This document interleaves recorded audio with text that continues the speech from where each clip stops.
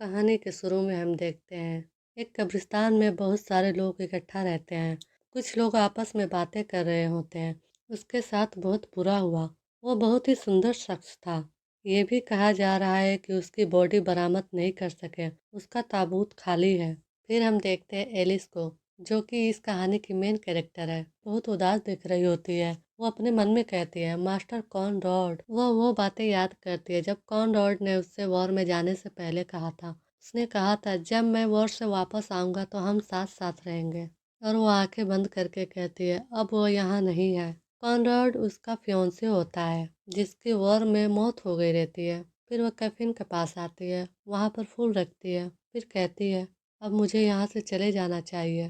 तभी उसका पीछे से कोई हाथ पकड़ता है। वह कहती है, लेडी हिट्स ऑन। वह लेडी एलिस को गुस्से से देख रही होती है। फिर वह एलिस से कहती है, तुम कोल्ड हार्टलेस लड़की हो। तुमने अपने मंगेतर की मौत के बाद भी अपने एक भी आंसू नहीं बहाए। एलिस बहुत डरी हुई होती है। वह कहती है, अब मैं वह कुछ कहने वाली होती है, तभी लेडी हिरसॉन उसे पकड़ के ले जाती है और एक पेड़ के पास उसे ढकेल देती है। फिर वह लेडी एलिस से कहती है, ऐसा इसलिए है क्योंकि आपकी रगों में उस औरत का खून बह रहा है, इसलिए आप ऐसी हैं। आप शायद अपने अलावा किसी और के बारे में नहीं सोच रही हैं। आप एक और आदमी को खोजने के लिए बेताब है। वह गुस्से से एलिस को डांट रही होती है। एलिस कहती है, नहीं नहीं, बिल्कुल नहीं। तभी वह लेडी एलिस को मारते हुए कहती है, तुम्हें क्या लगता है कि तुम्हें किसने पाला है? तुम आसान फरामोश हो। फिर हमें एलिस के बारे में बताया जाता है। यूलेन वाल्ड का साम्राज्य, नोबल परिवार ट्राउसील्ड। एलिस का जन्म ट्राउसील्ड परिवार के पहले लॉर्ड और एक वेश्या के घर हुआ था, लेडी हिरसहोन, जो कि नोबल ट्राउसील्ड परिवार को ग्रेट ऑनर में रखती है। वह एक वेश्या का खून अपने परिवार के खून के साथ मिलने से खुश नहीं थी। वह एलिस के छोटी उम्र से ही उसके साथ बहुत सख्ती से पेश आती थी और उससे ऐसे काम करवाती थी जैसे वो नौकर हो। वह एलिस से कहती है, हमने आपकी नाजायज संतान होने के बावजूद आपको अपने परिवार के हिस्से की तरह पाला है और यहाँ तक कि आपको एक सामान्य इंसान की तरह शादी करने की इजाज़त भी दी। फिर भी आप बदतमीज और एहसान फरामोश हो। वह एलिस को डांट रही होती है। बेचारी एलिस वहाँ घबराकर बैठी होती है और रो रही होती है। उसे पहले की बातें याद आती है, जब कॉनरॉड उससे शादी की बात करने आया था। एलिस कॉनरॉड से कहती, आप शादी करना चाहते हैं मेरे साथ? कॉनरॉड एलिस से कहता है, हाँ, अगर तुम मुझसे शादी करोगी तो तुम बहुत अच्छा जीवन जी सकोगी। क्या यह ठीक नहीं है? एलिस कहती है, मास्टर कॉनरॉड का मैरिज प्रपोजल एक तरफा था। उन्होंने मुझसे यह भी नहीं पूछा कि मैं इस बारे में कैसा महसूस कर रही हूँ, और अभी तक भी नहीं। मुझे शायद इस बात पर खुश होना चाहिए था, जैसा कि इस लेडी ने कहा। फिर हिरसॉन एलिस पर चिल्लाते हुए कहती है, क्या तुम सुन रही हो? फिर एलिस घबराते हुए कहती है, हाँ माई लेडी, मैं सुन रही हूँ। और वह कहती है, मैं अब और खुशी नहीं मनाऊंगी। अगर आप मुझे इजाज़त दे तो मैं कॉन्वेंट में शामिल हो जाऊंगी। मैं अपने जिंदगी के बाकी दिन मास्टर कॉन्डॉट के लिए प्रार्थना करते हुए बिताऊंगी। लेडी हिरसोन कहती है, तो आप अपना कर्ज चुकाए बिना किसी पवित्र स्थान पर भाग जाना चाहते हैं? फिर वह एलिस के बाल को पकड़ते हुए कहती है, कि आपको नहीं लगता कि इससे पहले आपको कुछ काम करने की ज़रूरत है? तुम्हारा फियांसे वापस नहीं आएगा, तुम रो क्यों नहीं रही हो? वह आपके लिए बहुत काइंड व्यक्ति था। फिर एलिस सोचती है, मास्टर कॉन्राड अच्छे इंसान थे। फिर वह कहती है, मुझे लगता है कि यह सच है कि उसने मुझे कभी कभी फूल और गिफ्ट दिए हैं। फिर भी इसके बावजूद लोग अब भी यही कहते थे कि मैं उसके लिए ठीक नहीं हूँ। और यह भी कि एक दिन कॉनरॉड ने एलिस के साथ ज़बरदस्ती करने की कोशिश की। वह कहती है, उसने ऐसा किया। फिर वह रोने लगती है, कहती है, मैं बहुत सैड हूँ, मुझे दुखी होना चाहिए क्योंकि उसने मेरे साथ गलत किया। फिर लेडी हिरसॉन एलिस से कहती है, तुम्हें कुछ भी महसूस नहीं होता, आप अपने दिमाग से नहीं सोच सकती।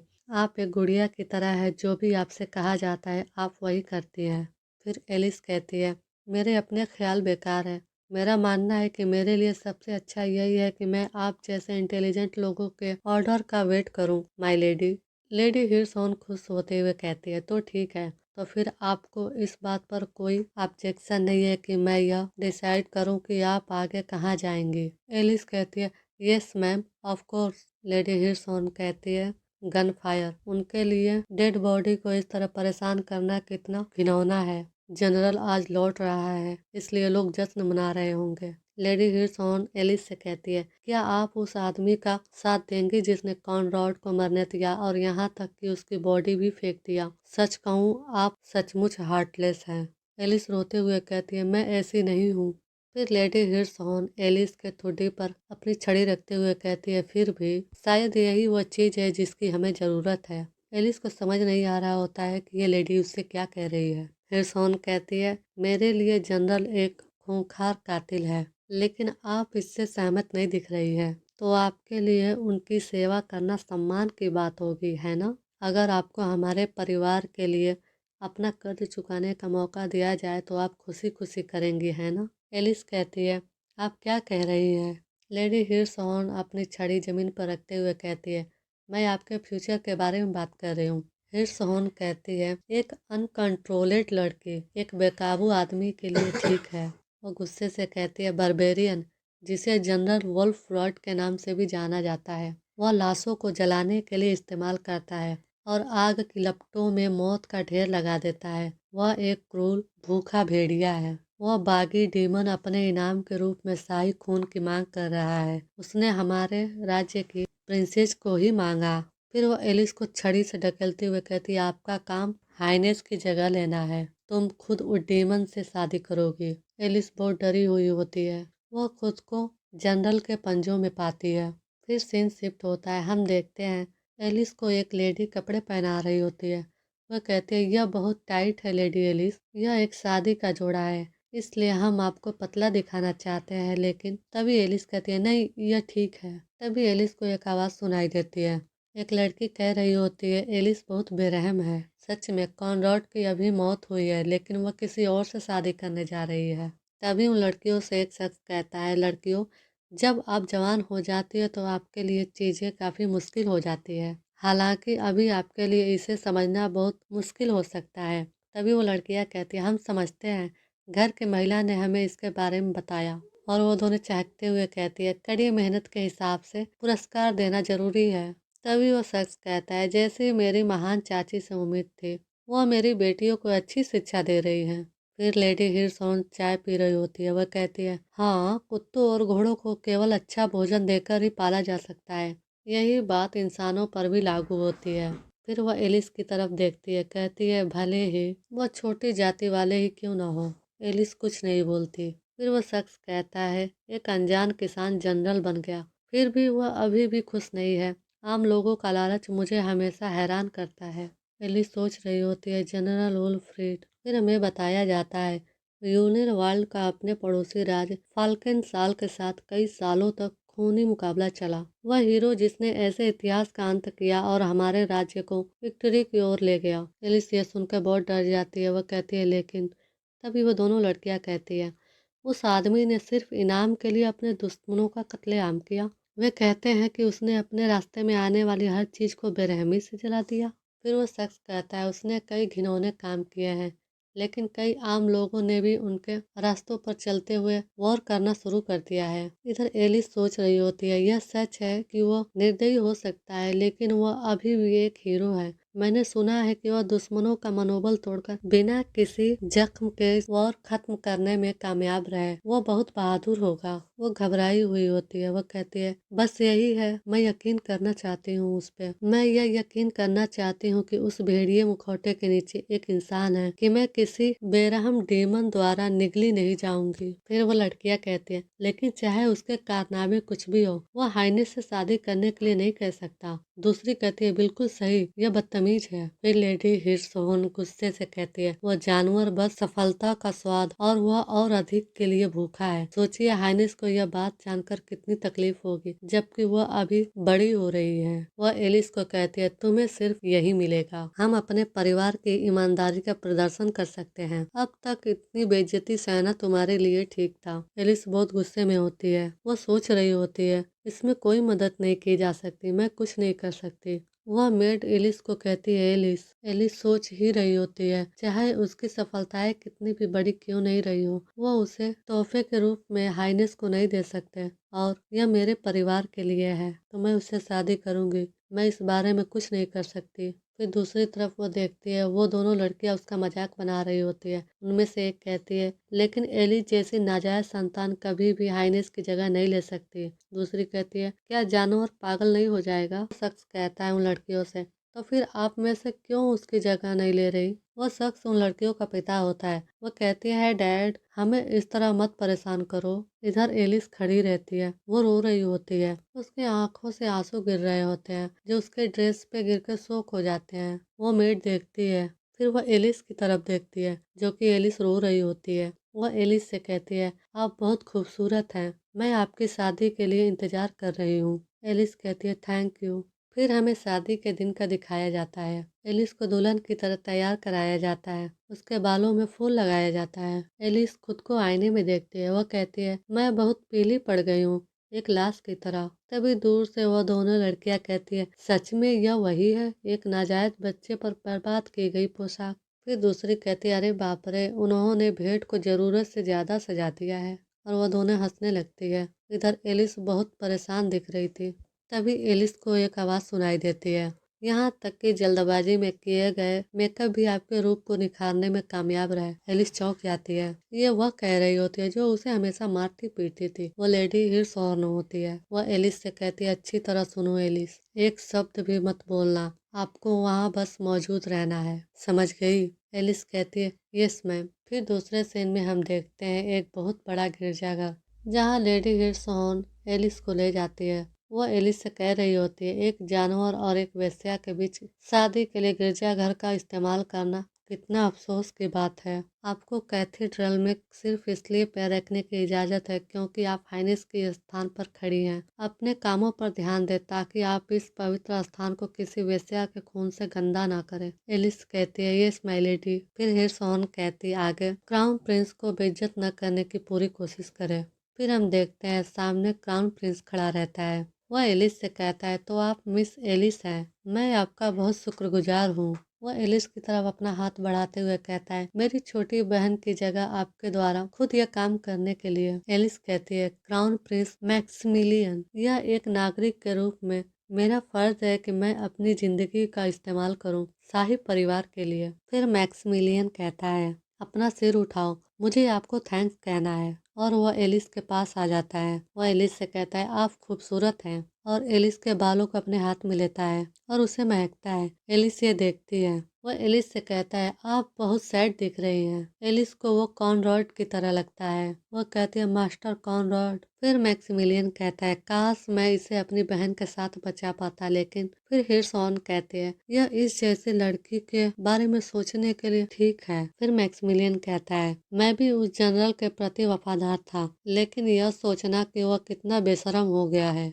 हालांकि अगर इस जिद्दीपन की बात कर रहे हैं तो मुझे अपनी बहन के बारे में बताना होगा। हाल ही में वो जानवरों को काबू करने वाली बदमाश लड़की का किरदार निभाना चाहती है। मुझे हैरानी है कि उसे ऐसा किसने बनाया। लेडी हिरसॉन कहती है, सच में हाइनेस के लिए यह अकल्पनीय है कि वह खुद को किसी पशु के पंजे में सौंपना चाहती है। फिर मैक्सिमिलियन कहता है, वेल वह इतनी घमंडी नहीं है कि किसी और के धन पर दावा कर सके। वह एलिस की तरफ देखकर यह बोल रहा होता है।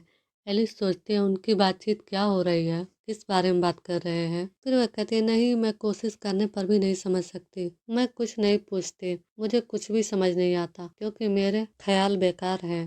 तभी मैक्सिमिलियन ताले बजाते हुए कहता है, जैसे भी हो मैं आपकी वफादारी बेकार नहीं जाने दूंगा। और वह एलिस से कहता है, तुम बहुत सुंदर दुल्हन हो, तुम्हें उसके महत्वाकांक्षी दिल को भी दबा देना चाहिए। फिर दूसरे सीन में हम देखते हैं सभी औरतें कहती हैं, उधर देखो। हम देखते हैं मैक्सिमिलियन एलिस को लेकर आ रहा होता है। सारे लोग ये कह रहे होते हैं, उसे खुद क्राउन प्रिंस द्वारा प्रोटेक्शन दिया जा रहा है, मुझे बहुत जलन हो रही है। वहाँ मौजूद सारे लोग ये बात कर रहे होते हैं। उनमें से एक कह रहा होता है, यह सोचना कि ट्राउसिल परिवार ऐसी लड़की को छिपा रहा था। फिर एक औरत कहती है, वो कांप रही है बेचारी। तभी एक बूढ़ा शख्स कहता है, वो अंदर ही अंदर हंस रही है, उसे वो मिल रहा है जो वो चाहती थी। इधर एलिस अपने मन में कहती है, मुझे नहीं पता। वह इंसान कह रहा होता है, सच में कितनी चालाक औरत है, अपने फियांसे की मौत के बाद ही इस्तेमाल करना कितनी जिद्दी है ये। एलिस चुपचाप खड़ी होती है। तभी उसके कान में मैक्सिमिलियन कहता है, मिस एलिस। वो चौंक जाती है। वो एलिस से कहता है, दैट्स योर ग्रूम। वो जनरल की तरफ इशारा करके कहता है, वो एक सच्चे इंसान की तरह दिखता है ना। फिर वो एलिस से कहता है, आप बिल्कुल ठीक हो जाएंगे, तुम उसकी खूबसूरत दुल्हन हो। और एलिस जाने लगती है। फिर मैक्सिमिलियन उसके बालों को छूता है। एलिस जा रही होती है। वो बहुत घबराई हुई होती है। तभी उसका पैर फिसल जाता है। वो गिरने वाली होती है। तभी जनरल उसे पकड़ लेता है। एलिस वहीं पे झुकी हुई होती है और जनरल उसे पकड़ के खड़ा होता है। एलिस सोच रही होती है, यह इंसान मेरा है, भेड़िया जनरल। जनरल एलिस को देखता है। एलिस उसे घबरा कर देखती है। उसे याद आता है जो पहले उससे लोगों ने कहा था। वो आग के माध्यम से मौत को ढेर करता है। वो एक क्रूर हिंसक भेड़िया है। फिर हम देखते हैं दोनों साथ में खड़े होते हैं। एलिस बहुत कांप रही होती है। जनरल भी खामोश खड़ा रहता है। तभी पादरी कहता है, हम आज इस अमेजिंग दिन पर इस पवित्र स्थान पर विवाह के गवाह के रूप में मौजूद हैं। अगर इस शपथ से कोई ऑब्जेक्शन हो तो अभी बोले, या हमेशा के लिए अपनी शांति बनाए रखे। एलिस भी चुप खड़ी रहती है। उधर जनरल भी चुप खड़ा रहता है। फिर वो पादरी कहता है, आइए हम नए पति पत्नी के जन्म का जश्न मनाएं। फिर सीन शिफ्ट होता है।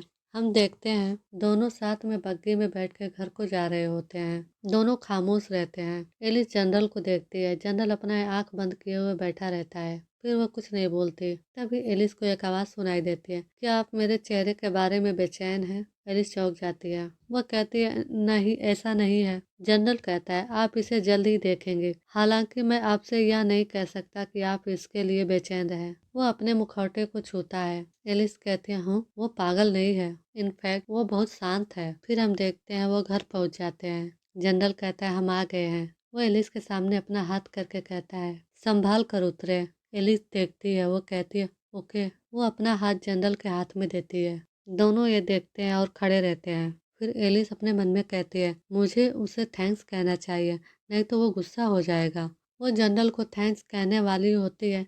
तभी कोई कहता है, मास्टर जनरल। एलिस पीछे मुड़कर देखती है। वहाँ एक बच्चा फूल लिए खड़ा रहता है। एलिस सोचती है, यह एक बच्चा। वो लड़का जनरल से कहता है, शादी की मुबारकबाद। जनरल यह सुनता है और उसके पास जाके बैठ जाता है। एलिस ये सब देख रही होती है। फिर जनरल उस बच्चे से कहता है, क्या आप मेरे लौटने का इंतजार कर रहे थे? वो बच्चा कहता है, मैं आपके महल में नहीं जा सकता, इसलिए। वो जनरल को बताता है, डैड आपके वजह से घर आ गए हैं मास्टर जनरल। जनरल उस लड़के से वो फूल लेते हुए कहता है, अच्छा ऐसा है। फिर वह उस बच्चे के सर को सहलाने लगता है और कहता है, शुक्रिया, बहुत देर हो गई है, घर जाते वक्त सावधान रहना। वो लड़का खुश होते हुए कहता है, यस सर। एलिस ये सब देखती है। उसे याद आता है जब पहले लोगों ने उससे सब यह बातें कही थी। बर्बेरियन, जिसे जनरल वुल्फ फ्रॉइड के नाम से जाना जाता है, वो आग की लपटों के माध्यम से मौत का ढेर लगाता है, एक क्रूर हिंसक भेड़िया। फिर उस लड़की की बातें याद आती है। वह कहती है कि उसने अपने रास्ते में आने वाली हर चीज को बेरहमी से जला दिया। फिर एलिस देखती है, कहती है, यह पर्सन, क्या वह सचमुच एक जानवर है जैसा कि वे सब कहते हैं? फिर हम देखते हैं एलिस और जनरल दोनों साथ में घर में आते हैं। वहाँ खड़े नौकर उनसे कहते हैं, welcome home master. General Alice की तरफ देखता है। फिर वह कहता है, यह अच्छी बात है कि उस बच्चे के डैड को कुछ नुकसान नहीं हुआ। हालांकि आपके लिए, आप सोच सकते हैं कि यह बेकार है। इधर एलिस सोच रही होती है, वो मास्टर कॉनराड के प्रति सहानुभूति दिखा रहे हैं। एलिस अपने मन में कहती है, आह, यह सच है। मैं इस बात से परेशान नहीं हूँ कि मास्टर कॉनराड की मौत हो गई। फिर वो अपने दोनों हाथ से अपने मुंह को छिपाते हुए कहती है, मैं बहुत ही सख्त दिल की हूँ, जैसा कि लेडी हिर्सहोर्न ने कहा था। तभी एक मेड आके उनसे कहती है, वेलकम होम मास्टर और मैडम, हम इंतजार कर रहे हैं। तभी जनरल कहता है, माफ करें, हम देर से आए। मिया। इधर एलिस कहती है, वह मुझसे छोटी लगती है। मुझे ऐसा लगता है कि मैं इतने छोटे कद के इंसान से वेलकम पाने के काबिल नहीं हूँ। फिर जनरल मिया के हाथ में वो फूल देता है। कहता है, यह मुझे गेट पर दिया गया था, क्या आप इसे कहीं लगा सकती हैं? फिर वो मिया से कहता है, और मैं उससे बात करना चाहता हूँ। वो शायद थकी हुई है, इसलिए उसके लिए कुछ गर्म कपड़ा ले आओ।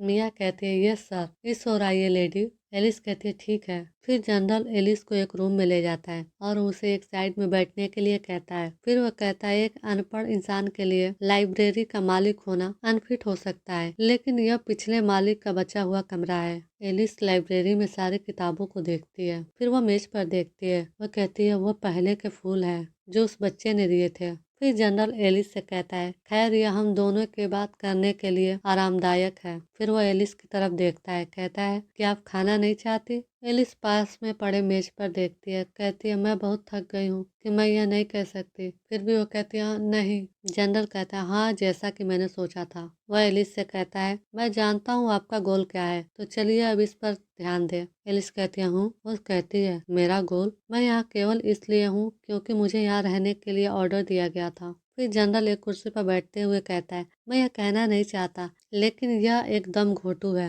वो अपने मास्क के बारे में कह रहा होता है। फिर वो कहता है, और मेरा अपना चेहरा दिखाए बिना बोलना एक बेहूदगी होगी, क्या मैं इसे उतार सकता हूँ? एलिस कहती है, यस ऑफ कोर्स। फिर जनरल अपने मास्क को उठाते हुए कहता है, तो ठीक है। एलिस घबराई हुई होती है। वो उसे अपना मुखौटा हटाते हुए देखती है। फिर वो चौंक जाती है। उसके मुखौटा हटाते ही उसका आधा चेहरा जला हुआ दिखाई देता है। वो देखती है उसके आँख से लेके आधा चेहरा कान पूरा जल गया है। वो अपने मुंह पे हाथ रख लेती है। जनरल एक भेड़िए की तरह स्माइल कर रहा होता है। वो अपने चेहरे को हाथ लगाते हुए कहता है, मैंने अपने बारे में कई अफवाहें सुनी है, जैसा कि मैं एक इविल जनरल हूँ जो अपने दुश्मनों को जला देता है। इसका मतलब यह है कि मैंने भी गलतियाँ की है। फिर वह एलिस से कहता है, अगर यह बहुत अधिक है तो क्या आप चाहेंगे कि मैं इसे कवर कर लूं? एलिस कहती है, नो। जनरल चौंक जाता है। वो कहता है तो फिर मैं आराम से काम लूंगा। इधर एलिस घबराई हुई होती है। वो काँप रही होती है और सोच रही होती है, क्या इसका मतलब यह है कि उसने अपने दुश्मनों को जलाते हुए खुद को भी जला लिया?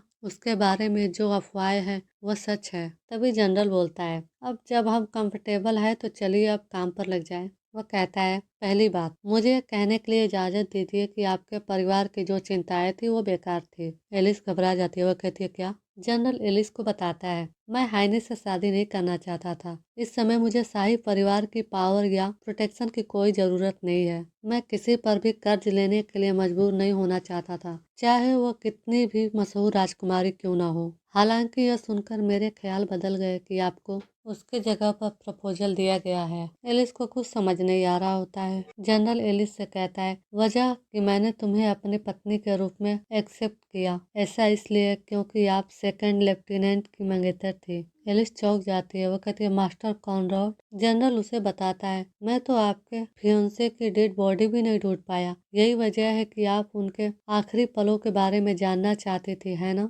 एलिस घबराई हुई होती है। वो कहती है, नो, नहीं। जनरल कहता है, मैंने सुना है कि आप इतनी सैड थी कि आप किसी भी वक्त अपनी जान ले सकती थी।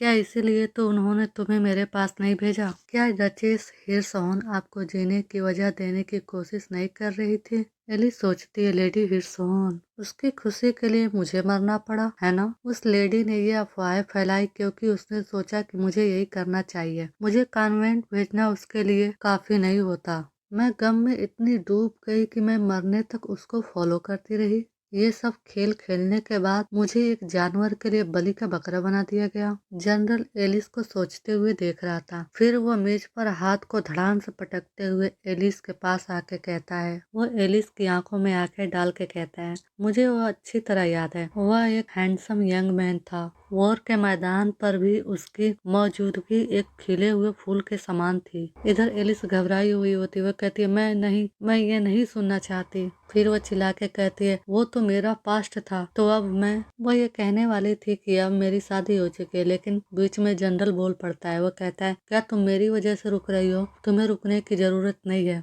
आपके पहले हस्बैंड खुद चाहते थे कि आप ये बात सुने। एलिस अपना सर नीचे कर लेती है। जनरल एलिस के फेस को पकड़ के अपने पास लाते हुए कहता है, यंग नोबेल का सेना में भर्ती होना आम बात है जब उनके पास विरासत में कुछ नहीं होता, इसलिए मैंने सोचा कि वह भी वैसा ही होगा। फिर वह एलिस के चेहरे को और तेज से पकड़ते हुए कहता है, लेकिन हो सकता है कि उसने यह आपके लिए किया हो। शायद वह अपनी पत्नी का वेलकम करने के लिए कुछ बेहतरीन उपलब्धियां चाहता था। एलिस डरते हुए कहती है, मुझे नहीं पता, मैं उस तरह की वैल्यू नहीं रखती। फिर जनरल एलिस के फेस को छोड़ते हुए कहता है, अच्छा क्या ऐसा है? फिर भी चाहे जो भी हो, वो बहादुर था। वो इतना बहादुर था कि उसने मेरे ऑर्डर की अनदेखी की और सीधे दुश्मन की लाइन में घुस गया। यह कोई अनोखी बात नहीं है कि बड़े लोग अपनी बहादुरी पर भरोसा करते हैं, इसलिए लगभग किसी आम व्यक्ति से ऑर्डर नहीं लेना चाहते थे। उन्होंने लगभग सोचा होगा कि बंदूक और बारूद का प्रयोग करना कायरता होगी। एलिस कहती है, क्या ऐसा है? जनरल चौंक जाता है। फिर वह एलिस को फिर से डराते हुए कहता है, इसलिए मैंने उसे हमारे दुश्मनों के साथ जिंदा जला दिया। एलिस डर जाती है। वह कहती है, क्या? आज के लिए बस इतना ही। मिलते हैं अगले एपिसोड में।